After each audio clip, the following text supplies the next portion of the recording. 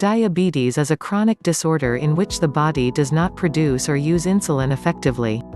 It is not curable for most people, but treatments include medication, lifestyle adjustments, and management of diabetes' various complications.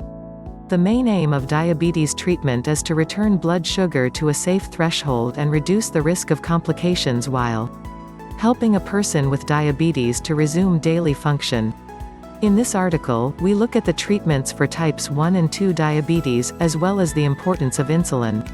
People can manage some cases of type 2 diabetes with lifestyle adjustments, so we also examine the steps a person can take in the early stages of diabetes to reverse its progression.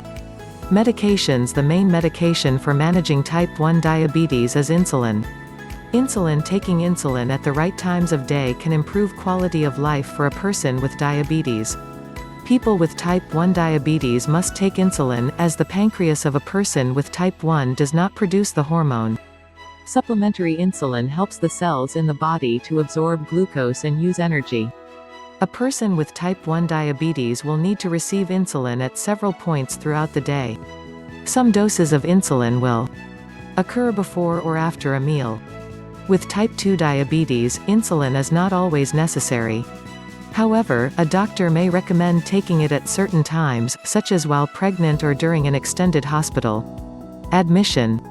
Self-monitoring can help an individual decide when to take insulin. Insulin has several different delivery methods. The most common methods include the following. Insulin pump. This delivers small, continuous doses of insulin throughout the day. Needle and syringe. An individual draws insulin fluid from a bottle and injects a shot. The most effective location is on the stomach, but a person can also administer a shot into the upper arm, the buttocks, or the thigh.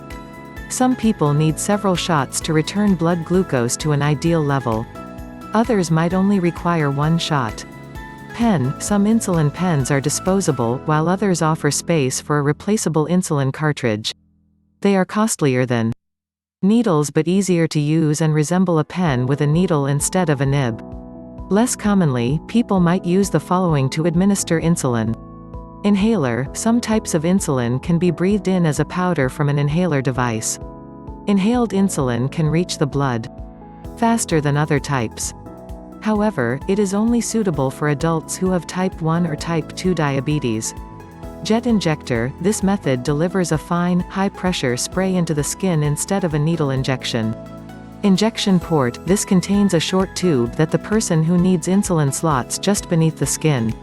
They would then inject insulin into the port with a pen or needle and syringe and fit a replacement every few days.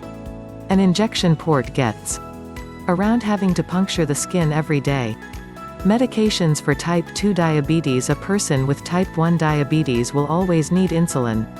However, alongside lifestyle measures, such as a balanced, low-sugar diet and regular exercise, a person with type 2 diabetes might need to manage blood sugar in other ways. Metformin is a key medication for type 2 that people take in pill form or as a liquid. It helps reduce blood sugar and make insulin more effective, as well as assisting weight loss, which can also reduce the effects of diabetes.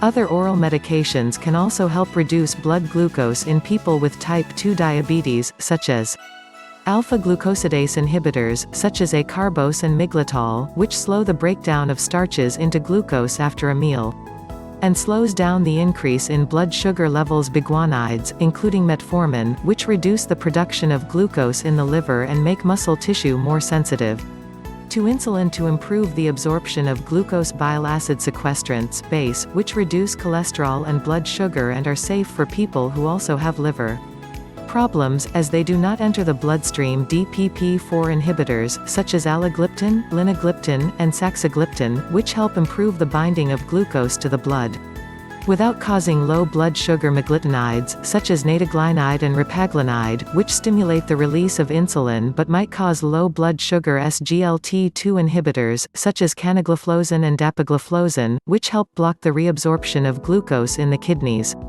resulting in sugars leaving the body in the urine. Sulfonylureas, including glimepiride, glipizide, and chloropropamide, which stimulate the release of insulin in the pancreas. Thiazolidinediones, or TZDs, such as rosiglitazone and pioglitazone, which improve the function of insulin in the fat and muscle and slow glucose production in the liver. GLP-1 agonists including albiglutide, dulaglutide, exenatide, liraglutide, lixenatide, and semaglutide can help with weight loss and some decrease cardiovascular events. Some medications reduce blood sugar too much and cause hypoglycemia, or low blood sugar, if a person takes them outside of meal times.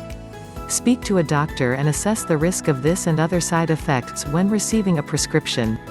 A doctor may prescribe a combination of these medications if only taking one at a time is not having the desired effect on blood glucose.